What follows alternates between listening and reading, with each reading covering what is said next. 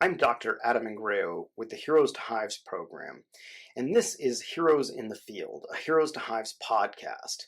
In this podcast, we speak with military veterans around the United States who have transitioned from protectors of our national security to protectors of our food security as the next generation of American beekeeper. This podcast is brought to you by Michigan Food and Farming Systems Veterans and Agriculture Network and the Heroes to Hives program.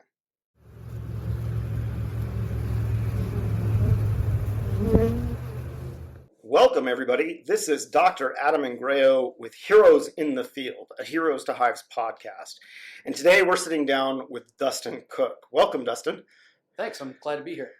Fantastic. So I like to start these interviews with Heroes to Hives alumni, kind of to delve into really what your military background is. So can you talk a little bit about your military experience? Sure. Yeah. So I enlisted in the Army in 2005 and then served until 2014. And during that time, I did most of my career as enlisted and then a couple of years as a warrant officer before I got medically discharged in 2014. And what was your MOS? So I had two 25 series MOSs, 25 Bravo, 25 Uniform, which both Signal Corps. One of them was in IT, the other was in radio and communications electronics. And then as a warrant, I was a 250 Alpha, which is Signal Corps warrant officer. Beautiful, beautiful. Yeah. Sounds like you had a lot of experience working in the signals field. I did, yes. Yeah. So as you're serving in the military, did you serve overseas at any point, or kind of where were your duty stations at? Yeah, so I didn't do any combat rotations. It's kind of interesting, and it kind of ties back to the Signal Corps thing with my experiences with that, is that every time I would come up on a deployment roster to go to a combat deployment, I'd go to MOB station, and then they'd hold me back to train the next unit, or something else like that would happen, to where my unit would go and I'd be stuck behind, which, you know, on the one hand, in retrospect, I've got to have a certain level of gratitude because it kept me out of harm's way. But also, you know, there's a level of survivor's guilt that comes with that. You know, you see off the unit that you've served with for however long, and then, you know, some of those guys don't come back, and that weighs pretty heavily. Absolutely. But I did do a lot of disaster response missions. Again, really tied to that communications field, because everywhere you go that you're doing a disaster response mission, one of the things that's always down is the communications infrastructure. Yep. And so they need somebody in the field that can make sure everybody can talk. And so both domestically and abroad did a lot of disaster response missions. And probably the wildest one that I did was Haiti after the earthquake. Really? And that place made Mad Max look like Disneyland. You're kidding me. No, like they didn't have good infrastructure before, and that earthquake was one of the strongest earthquakes in modern recorded history, and it just flattened everything. Wow. It was, to say it was crazy is an understatement. That's insane. Yeah. You know, and we think about, like, you know, in the modern world that, you know, even countries that are developing, like, to have that kind of a catastrophe is kind of unbelievable. And I mean, you being boots on the ground, like seeing this firsthand, that's got to weigh on you as well, right? Oh yeah, absolutely. It was apocalyptic, to say the least. And you know, there's still times where I'll wake up in a cold sweat because it'll just like pop up in my dreams, you know, because like it sticks with you. And you know, one of the things that I will never ever forget, even if I live to be 150, is like the smell that just permeated everything. You know, when we got back, we burned a lot of our gear just because we couldn't ever get it to stop smelling like that. Wow. Yeah. That's amazing. That's amazing. Quite a experience. Yeah, for sure. Yeah. So kind of on that, I mean, that's a pretty wild experience. Mm-hmm. You know, I always like to ask, you know, the folks that we interview, you know, can you share, like, what was one of the coolest things that you did in the military? Now, I understand that was a pretty wild experience there. Right. Anything you look back on that you're like, wow, that was just, I'm so amazed that I was able to do that or be part of that. Yeah. You know, I think probably one of the best just random things that I got to do was General Vaughn, who ended up being the first reserve component general to sit on the Joint Chiefs of Staff, as the chief of staff for the National Guard, is a Missouri native. And at one point, he came back, and he and I have the same alma mater, and he went to the homecoming football game, and I got to be part of his security detail. And so I got a 3-star general coin for going to a football game. That is a pretty cool story. Yeah. That is a pretty cool story. You don't hear that very often, Yeah, right? Yeah, it was pretty cool. Pretty cool stuff. That's pretty awesome. Yeah. Wow, that is a great story. Yeah. So let's transition gears here a little bit. Yeah. So you took the Heroes to Hives course. You've obviously got an interest in beekeeping. Yeah. I'd like to hear a little bit about, like, you know, what brought you to agriculture? Like, of all the things, I mean, you obviously were working in signals, you know, working with communications equipment and stuff like that, and then you decided you wanted to work in ag. So can you kind of describe how that transition happened, or what was the impetus behind that? Yeah, so it kind of ties back to the fact that when I got out, I was medically discharged, and, you know, it's a really common story that a lot of people relate to, that the one time that you answer those questions on that periodic health assessment honestly, and then the next thing you know, you're standing in front of a medical review board. Yes. You know, and then it's kind of like, well, you're non-deployable now, see you never.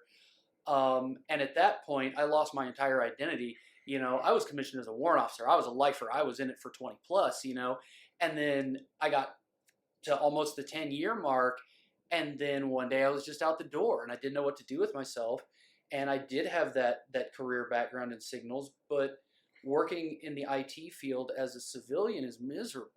You know, you're in a cubicle. Nobody calls the help desk when they're happy. Yeah, that's very true. You know, and after a couple of years of just bouncing from job to job to job, I really kind of hit rock bottom. And again, it's a very common story with veterans. Like, you know, I was drinking heavily. My mental health was not good. I was not practicing good self-care. My coping skills were not great. My second marriage fell apart. Went through a divorce. Had to file bankruptcy. Was sleeping on my dad's couch. Didn't have a job. And so I decided, well, now I've got to get myself together. What am I going to do? And I thought about it for a while, and what I came up with was what I missed the most about my time in service was being an instructor. And so I thought, well, you know, maybe I can teach. And so I got involved in this program that helps veterans with college degrees become teachers in the public school system. And so I worked in the public school system for about 4 years, and I felt like it was too confining, like there was too much bureaucracy and too many rules and too much stuff. And so I transitioned out of the public school system and went to work for a nonprofit doing outdoor classroom teaching in a school garden setting. Beautiful. Right. And so I was teaching school kids about photosynthesis and how food grows and where food comes from and all that cool stuff. And I was working for this organization, the Center for Urban Agriculture. And it just so happened that about 6 months after I came on, they came to me and they said, hey, we're going to start a veterans program in partnership with the local VA hospital. Do you want to run that? And I was like, hell yes, I want to run that. And so this opportunity just dropped into my lap to work with at-risk veterans who are trying to get back on their feet and trying to get stuff figured out, and to teach them market scale horticulture as a marketable job skill while also applying some of those like therapeutic modalities.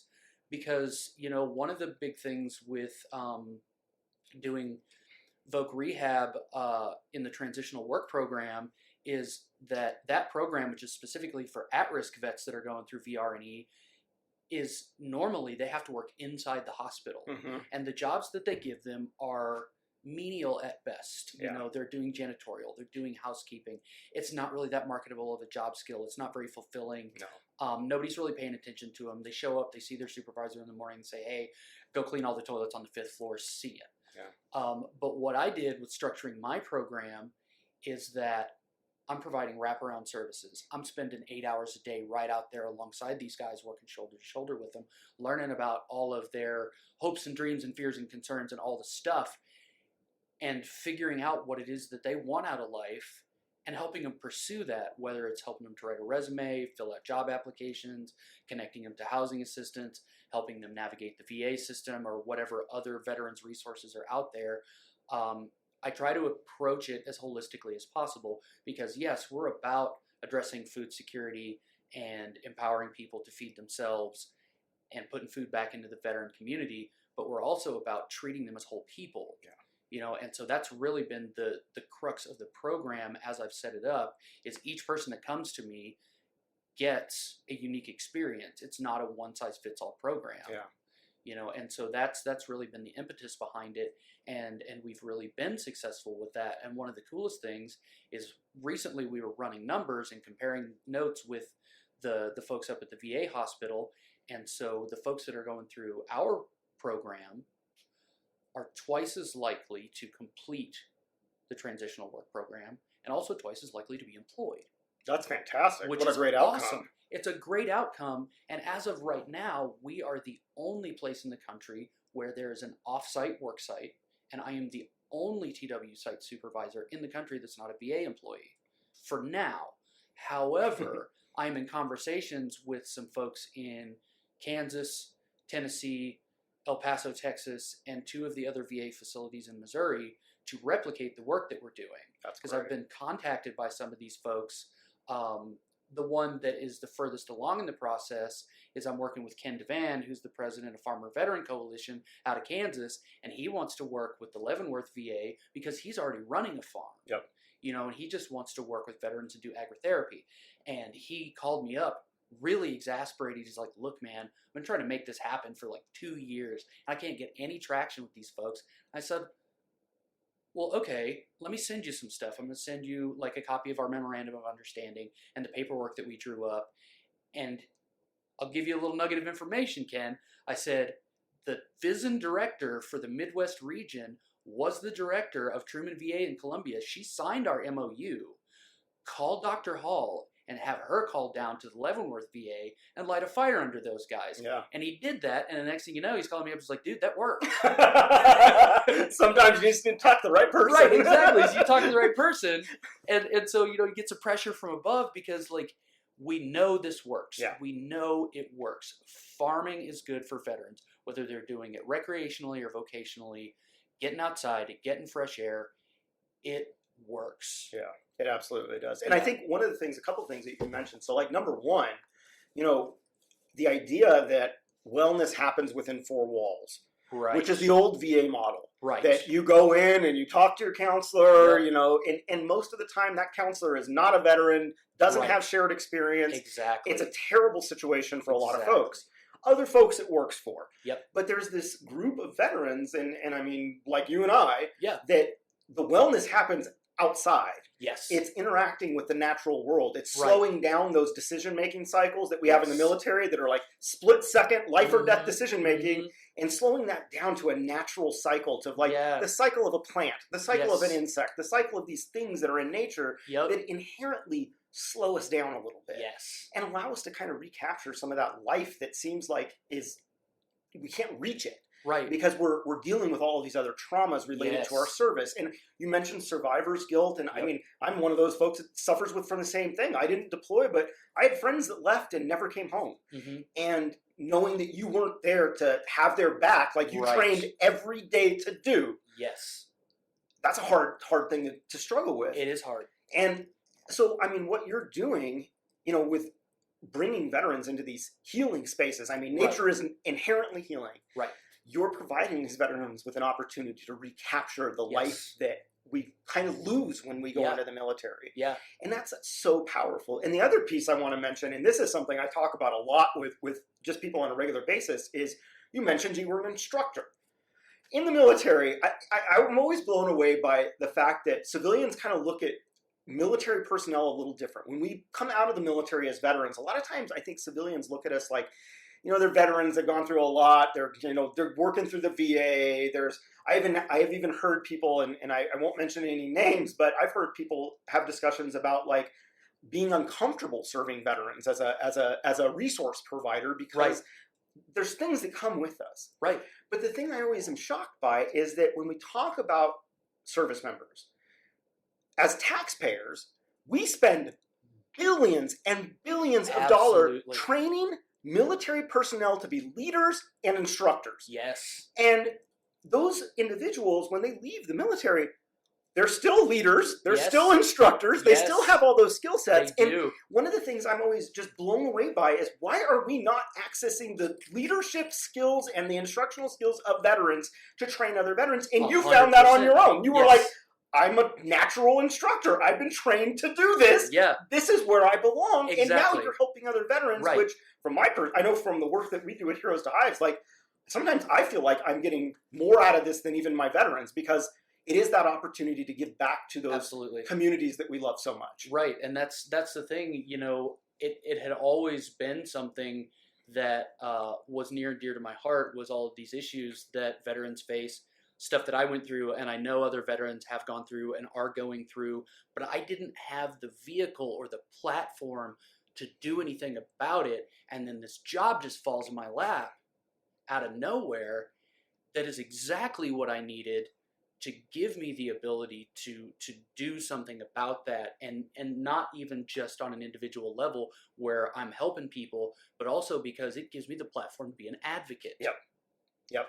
Yeah. And that's a powerful position to work from. Absolutely. Now you are advocating for the issues that are facing your brothers and sisters in arms, and being able to help be part of the solution of those problems that we all know exist within our demographic. Right? And being able to leverage my talents and skills and abilities to articulate those things in a way that gets the point across, because you know so many veterans are living with PTSD and TBI and all of these things that limit their ability to advocate for themselves, to speak up for what they need, or to even get the point across as to what their needs are, and to have someone be able to walk in the room with them, either metaphorically or literally, and say, hey, here's what this person needs. And that's huge, because I've sat in meetings with people where they're like, can you just please come with me and help me get this person to understand what it is that I need, because they're trying to tell me what I need instead of listening to what I need. Yeah. So that brings up kind of an interesting point that I'd like to maybe talk with you a little bit more about is, so you're running this program, this HORT program essentially, and one of the things we found very early on in the Heroes to Hives program was that we bring veterans out together. We're talking about bees. We're working around bees and things like that. And when we first start working with them, generally it's like everything is about the bees. Right. But what I've found over the years is that generally, like about halfway through the season, when we have veterans that we're working with constantly at certain locations, the conversations shift. It does. And all of a sudden now you're having conversations about really tough things that oftentimes, and I tell this to a lot of folks, sometimes these conversations are very difficult for civilians to hear. Yes. Because they're things that we as veterans are asked to do by our country that oftentimes, leave us with moral injury and things like this. Yeah. And so I just wanted to know, like, from your experience working with veterans in a natural setting, are you finding the same thing, that where now all of a sudden, that veteran feels confident enough to open up about certain things? 100%. 100%. That is absolutely the case across the board. And what we find, like, with Heroes to Hives, you guys are meeting, X number of times a month, or however, because it varies from place to place and how they implement, but meeting every so often, I'm out there with these guys 40 hours a week. Yeah. And so those conversations start happening very quickly. A couple of weeks, sometimes quicker, depending on the dynamics of the cohort that I'm working with at any given time.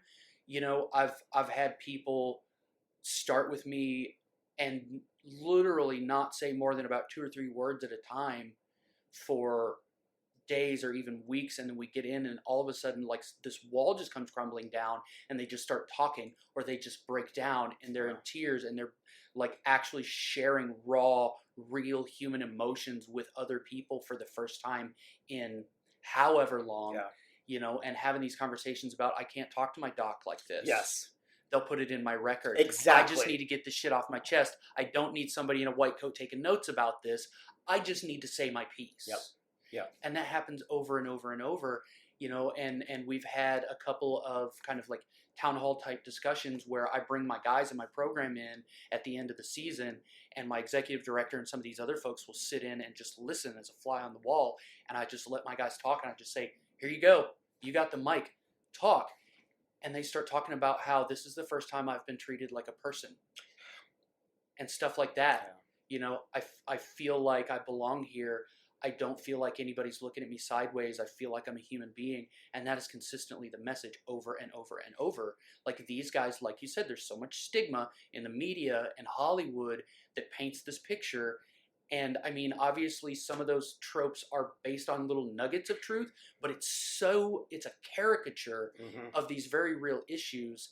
And it makes people so wary of interacting with veterans that a lot of times we do, whether people mean to or not, get really ostracized. Yeah. One of these really common conversations that comes up over and over and over is, how do you feel about the phrase, thank you for your service? Oh, yes.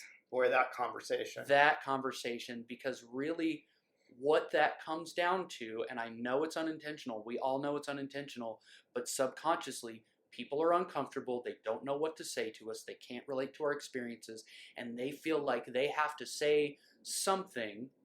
And so that phrase is so ingrained in our civilian society that they offer us that, and it helps them feel better about their discomfort. Yes. And that's really about all it amounts to. I couldn't agree more. I couldn't agree more. That's one of those phrases I think that, culturally here in the United States, it's just become a part of culture that Right. we just, civilians expect that they have to say that when Right. they see a veteran. And I think it's from a veteran's perspective, I personally, I think about it like this. I kind of feel like, you really don't need to thank me for my service. I did this voluntarily. Right. I did this to serve my country. Mm-hmm. And the thanks that I get for that is the ability to say I'm a veteran. Right. And hold that, my head high, saying that I was willing to put on that uniform and take that oath. Right. But at the same time, that whole idea of just saying that phrase, and like what you said, it ends the conversation. It does. There's no conversation. There is no conversation after that. It's an empty statement, and there's nowhere to go from that. Like the veteran, what does the veteran say? Thanks? Yeah. Like, exactly. Yeah. Well, I mean, you didn't ask anything meaningful. You're not offering anything meaningful. Right. This is an empty phrase. Yeah. And I don't know if it's the disconnect between the civilian and the veteran communities or what it is, but yeah, I couldn't agree more. And it's, for veterans, it's just, for a lot of them, it just doesn't feel good. It doesn't. Yeah. It's kind of awkward at best. Yeah, I couldn't agree more. And in the position that I'm in, obviously I'm dealing with the general public a lot. Like we get a lot of volunteers and we get a lot of just people from the community that want to come and interact with veterans in some capacity. And they ask me, well, what should I say instead of like, thank you for your service? And I say, well, sometimes it's better not to say anything, but to listen, to hold space for people to talk about their experiences, or to speak with your actions. Take the time to go and volunteer at the kitchen at your veterans homeless shelter, or to find some opportunity to interact with veterans in a meaningful way that actually improves their lives. And that is a place where actions definitely speak louder than words. That is beautiful. That is, for all civilians listening to this podcast, I could not agree with Dustin more on that point right there. If you really want to help veterans, help veterans. Yep. Don't say something and it just be empty. Actually do something. Go volunteer. Make a difference in a veteran's life somehow. Yes. It's not hard to do. Right. There's lots of us around. Yeah. We're not too hard to find. Yeah. There's tons of us around. And the thing is, something that I try to help people understand is in that vein, there are so many nonprofits and so many programs and so many agencies that have resources for veterans.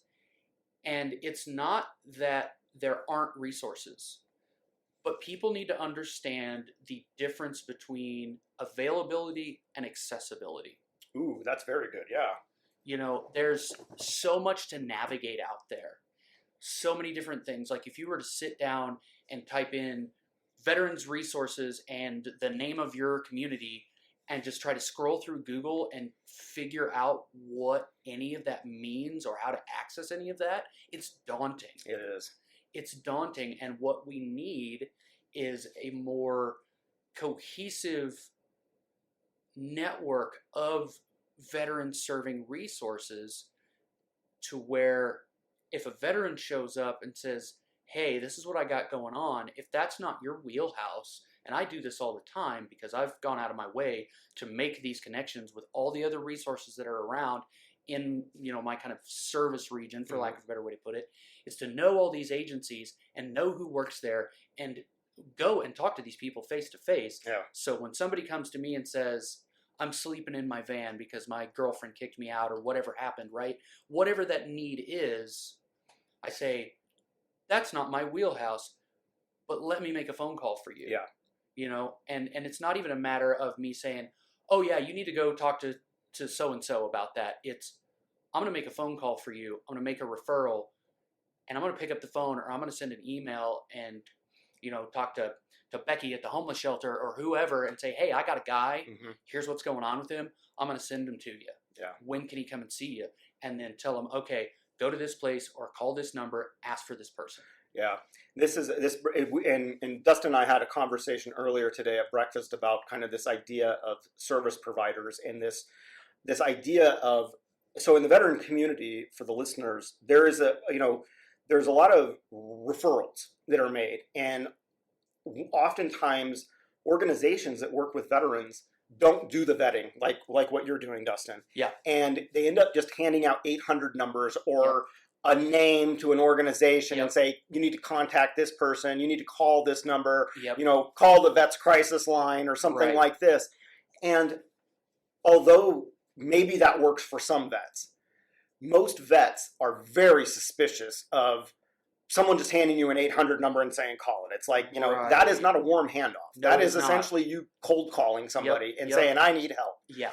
But when a veteran opens up with someone like yourself, and it takes a lot, you know, for most of us, there's a lot of pride that goes in with being a veteran, and asking for help is really hard. It's very difficult. And so when a veteran actually asks for help, that is a meaningful ask. This is not just someone that's casually saying, I need help. It took a long time to get to that point. And the fact that they're confident enough to ask you, if you can't provide that service as a service provider, you need to know the people who do provide the service, and you need to make that warm handoff. You need to make that phone call and say, okay, I talked to Becky at the housing department, and she's waiting for you. She's ready to speak with you. Here's her direct line. Call her right now. Or I've even had some situations where I've been working with homeless veterans out on the street, and I'm like, here's my cell phone. Talk to so-and-so right now, and we're going to get you moved over to that housing facility right now. I've done the exact same thing. You know, you got a guy that's like, I'm out on the street actively right now, and it's scooping up the phone and calling the person, you know, at the VA who's got the homeless veterans crisis phone, because that rotates around between their staff. I know that number. I pick up the phone. I call that number. I wait till someone answers, and I say, hey, I've got such and such person. Here's what's going on with them. I'm going to hand you to them right now. And that's, I think as a service provider, that's the best thing that we can do as service providers is really, we need to do the work. We need to do the vetting. We need to know the people. We don't put that on the veteran. to do that, you got to vet these people. You got to figure out who the right person is. We do that work. That's one of the things that really makes my blood boil quicker than anything, are service providers who act like it is the responsibility of the veteran to find their own help. You know, like these guys have been through, and gals, these guys, these gals, these folks have been through all of this stuff that they've been through. And then for someone who's most likely a civilian and doesn't understand their experience to just put that back in their lap is demeaning, and it's demoralizing. It is. You know, and it ties into a lot of these issues that really aren't improving that much, you know. And to address the elephant in the room, veteran suicide is really not improving. No, and it has not for decades. You know, and the numbers kind of fluctuate, and sometimes they say, oh, it's getting better, but there's a lot that is not being taken into account. You know, I was reading some peer-reviewed stuff that said that if we truly took into account the number of deliberate deaths by overdose, the actual real suicide statistics would be more than double the number that they're reporting. Which is heartbreaking. You know, and it's an issue that's near and dear to my heart, because I have lost people to suicide. Yep. I mean, even in my own mental health journey, I've come close to being a part of that statistic myself. Mm-hmm. And so I know what it feels like to be in that place. And for you to be in that kind of a position and go to someone for help and for them to just kind of blow you off is about the worst thing you could do. Yeah, absolutely. And I mean, when you're dealing with veterans who, the traumas that we experience, especially those that have served in combat. Mm-hmm. I mean, I've, worked with a lot of 11 Bravos and doorbusters in Afghanistan and Iraq. And the things that these individuals have experienced is hell on earth, to even put it lightly. Right. And I think the perception, and this is something that has been part of the military culture forever, is that the perception is that you get out of the military and you come home and you reassimilate into civilian culture, and that's how we do it. Right, yeah. But that transition period, whether it's a year or 10 years or even more for some Mm-hmm. people, that transition period of coming out of the military, having a structured life, and just like you said, I mean, on a med board, and I was out on a med board too, and it's like you became non-deployable, and it's all of a sudden, we can't deploy you, so you're going to go home. Yeah. And it's like falling off of a cliff. Yes. And expecting people to be okay after falling off of a cliff, losing family members that are part of your unit, losing, that familial connection, right. All your battle buddies, all these people that Yeah. you trained with day in and day Yeah. out to protect each other's lives, all that's gone. It's gone. And you expect just to come back and be normal. We're struggling all the time just to Right. figure out what the hell life looks like. And then you have these struggles and you're reaching out for help, and boy, it creates this vicious cycle. It is really what it does. It really does. And something that I try to get people who don't understand like military culture and what all that entails, something I try to get across to them is I say, imagine you're 17 or 18 years old. You know nothing of the world. You probably came from a pretty limited resource background, because that's most of what the enlisted military world is. Yep. Is folks who come from pretty bad situations, and that's their escape. Yep. That's their opportunity. And a lot of them go in at 17 or 18, and they are in for somewhere between 4 and 40 years. And for all of that time, you have someone who tells you when to sleep, when to wake up, when to eat, what to eat, how to eat it. Everything, Yeah. A to Z. You don't think about what clothes you're going to put on. None of it. None of it. You don't even have to worry about learning anybody else's name. Yeah, it's all on their uniform. It's right there on their shirt. Like, to this day, I'm terrible at remembering names because my brain is so ingrained in being able to look at somebody's shirt and know who they are. Yeah.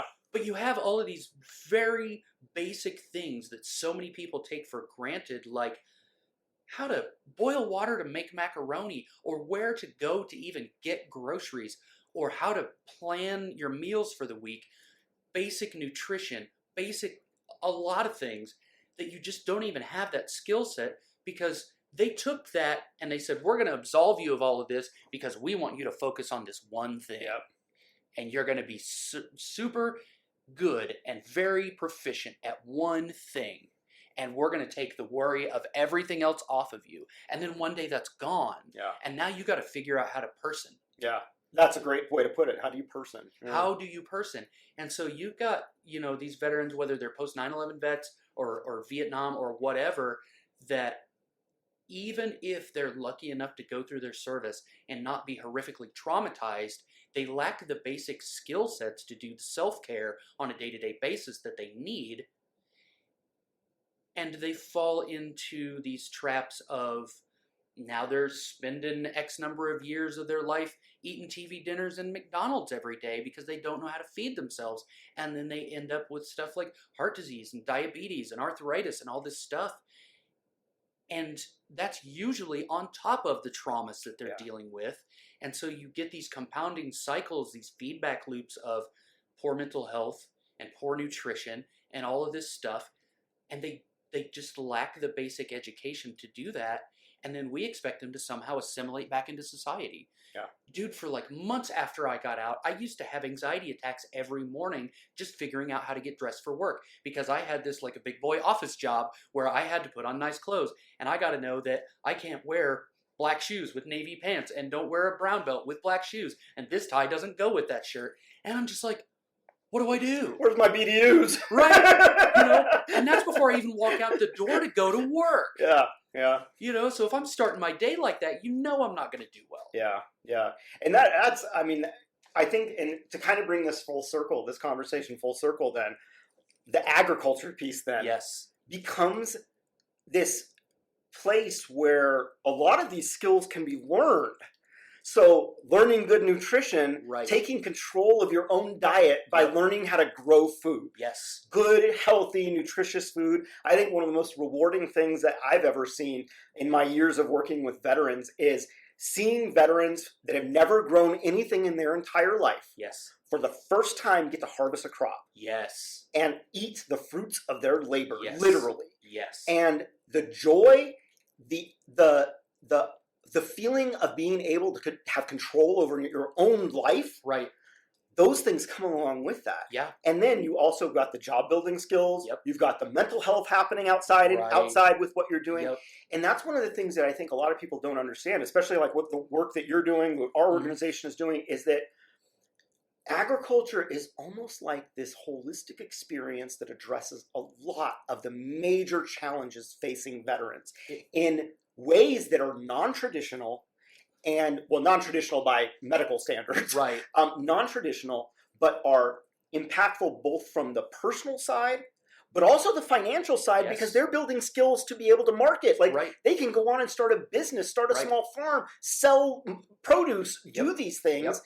And all of a sudden, without even having any medical visits or anything, Right. now all of a sudden you're addressing a bunch of the challenges of a veteran and making them feel like they're not the subject, Right. but rather are a participant in this. Yes. And that's one of the things that I really struggled with in the beginning of my transition, was feeling like a subject. Yes. Feeling like I'm just being handed things and being told to do things and take this and do this. And boy, I was part of that group. I was out in 2004 where opioids were basically being handed out like candy. Yep. And I mean, I was getting 90 pill bottles of Vicodin Yep. every month. Yep. And those types of things, they create problems. They create problems. And if you don't have this kind of well-rounded support system that is addressing multiple issues that you're having simultaneously, and I don't Yep. think there's many things other than agriculture that can do that. No.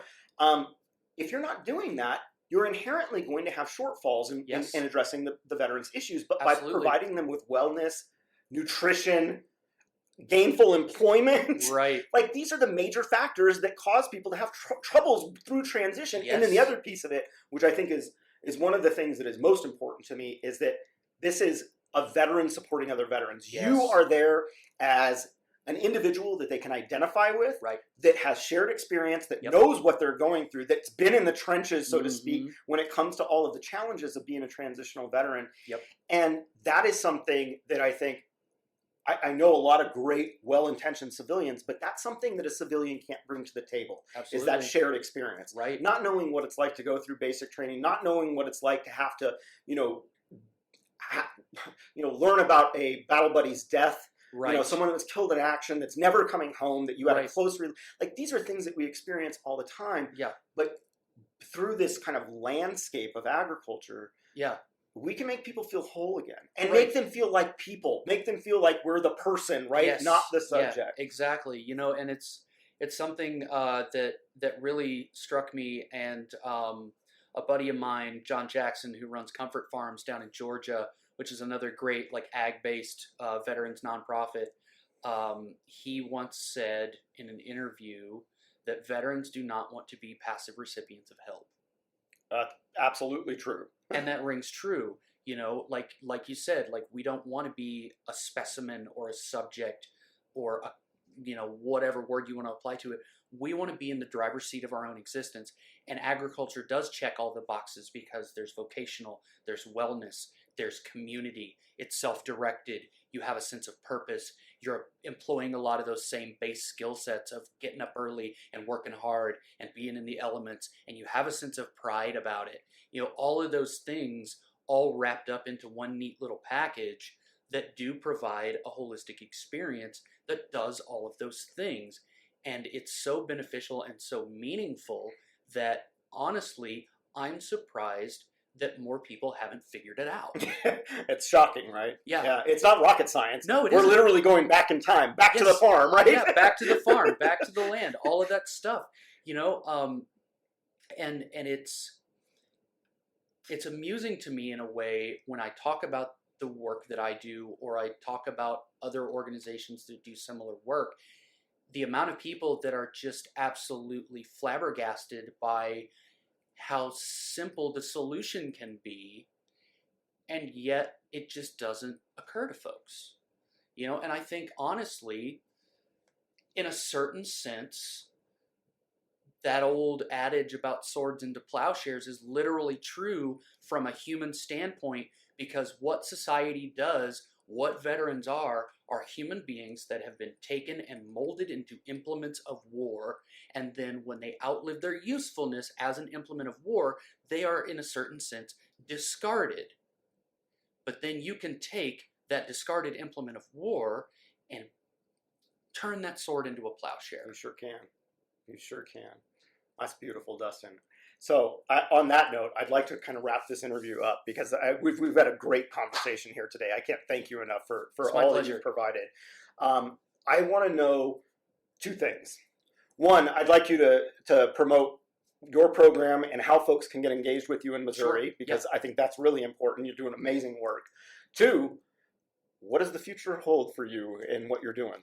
Sure. So my organization, I work for the Columbia Center for Urban Agriculture, and my program is called the Veterans Urban Farm. And if you want to learn more about us, just search for Columbia Center for Urban Agriculture, Veterans Urban Farm on Google, because our website is a mouthful and I'm not going to spell all that. I appreciate that. Yeah, just look us up. Work the Google on the internet box. As far as the future, some projects that I have currently going right now that I'm really excited about are my ADA accessible horticulture garden that I'm building. Awesome. So we're actively constructing that right now. We're going to have a space that is dedicated to veterans with limited mobility. Beautiful. So that they can garden at any ability level. And we're going to demonstrate that you can take any veteran of any age, any skill set, any ability level, and you can enable them to do meaningful gardening horticulture. You can grow some food for yourself. You don't even have to turn it into a vocation. It can just be for your own personal benefit. Anybody can grow a tomato, man. And I'm telling you, like, I've given away like little container gardens before, and it's just a single little tomato plant in a bucket. And I have people come back to me and they've never grown a plant in their life, and they got to show me pictures of their plant. Yeah. And they're so proud. And they might have grown one tomato the whole season, but they are so proud, and it gives them such a sense of purpose. And I've had veterans come to me and say, man, I have a reason to get up in the morning now because I got to go water my plant. Yep. And that's so impactful. And so what the future holds is for us to export this out to more places, more agencies, more cities, where you can do this kind of work in partnership with VA facilities or vet centers or whatever organization, where you're taking veterans, you're plugging them back into the community, and you're giving them something meaningful to do. Absolutely. So let's wrap it up with this, because that is a great point, is that we talked about veterans and then being instructors and things like that. And one of the things that I've seen in the Heroes to Hives program, is because we're encouraging vets to do the same thing. Learn the skills and then go out and teach. Yeah. Go out and share your skills with people.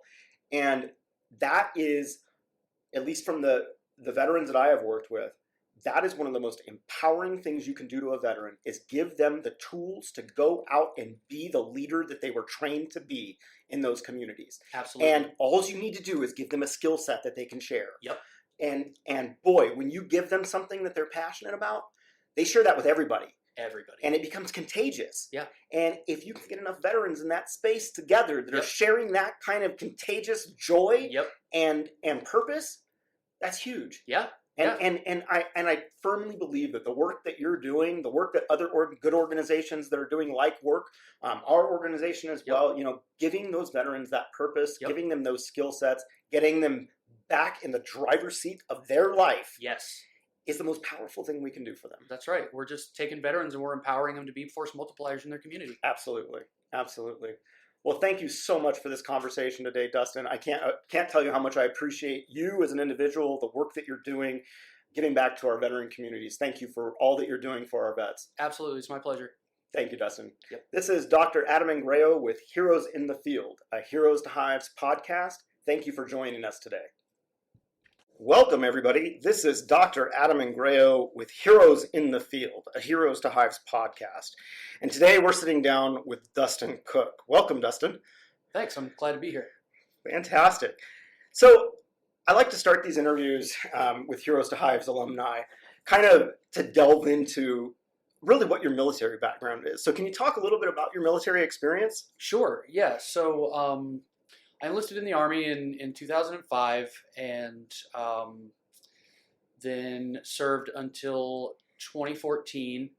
And during that time, I did most of my career as enlisted and then a couple of years as a warrant officer before I got medically discharged in 2014. And what was your MOS? So I had two 25 series MOSs, 25 Bravo, 25 Uniform, which both Signal Corps. One of them was in IT, the other was in radio and communications electronics. And then as a warrant, I was a 250 Alpha, which is Signal Corps warrant officer. Beautiful, beautiful. Yeah. Sounds like you had a lot of experience working in the signals field. I did, yes. Yeah. So as you're serving in the military, did you serve overseas at any point, or kind of where were your duty stations at? Yeah, so I didn't do any combat rotations. It's kind of interesting, and it kind of ties back to the Signal Corps thing with my experiences with that, is that every time I would come up on a deployment roster to go to a combat deployment, I'd go to MOB station, and then they'd hold me back to train the next unit, or something else like that would happen to where my unit would go and I'd be stuck behind, which, on the one hand, in retrospect, I've got to have a certain level of gratitude because it kept me out of harm's way. But also, there's a level of survivor guilt that comes with that. You see off the unit that you've served with for however long, and then, some of those guys don't come back, and that weighs pretty heavily. Absolutely. But I did do a lot of disaster response missions, again, really tied to that communications field, because everywhere you go that you're doing a disaster response mission, one of the things that's always down is the communications infrastructure. Yep. And so they need somebody in the field that can make sure everybody can talk. And so both domestically and abroad did a lot of disaster response missions. And probably the wildest one that I did was Haiti after the earthquake. Really? And that place made Mad Max look like Disneyland. You're kidding me. No, like they didn't have good infrastructure before, and that earthquake was one of the strongest earthquakes in modern recorded history, and it just flattened everything. Wow. It was, to say it was crazy is an understatement. That's insane. Yeah. And we think about in the modern world that, even countries that are developing, like to have that kind of a catastrophe is kind of unbelievable. And I mean, you being boots on the ground, like seeing this firsthand, that's got to weigh on you as well, right? Oh yeah, absolutely. It was apocalyptic, to say the least. And there's still times where I'll wake up in a cold sweat because it'll just like pop up in my dreams, because like it sticks with you. And one of the things that I will never ever forget, even if I live to be 150, is like the smell that just permeated everything. When we got back, we burned a lot of our gear just because we couldn't ever get it to stop smelling like that. Wow. Yeah. That's amazing. That's amazing. Quite a experience. Yeah, for sure. Yeah. So kind of on that, I mean, that's a pretty wild experience. Mm-hmm. I always like to ask, the folks that we interview, can you share like what was one of the coolest things that you did in the military? Now, I understand that was a pretty wild experience there. Right. Anything you look back on that you're like, wow, that was just, I'm so amazed that I was able to do that or be part of that. Yeah. I think probably one of the best just random things that I got to do was General Vaughn, who ended up being the first reserve component general to sit on the Joint Chiefs of Staff as the Chief of Staff for the National Guard, is a Missouri native. And at one point he came back and he and I have the same alma mater, and he went to the homecoming football game, and I got to be part of his security detail, and so I got a 3-star general coin for going to a football game.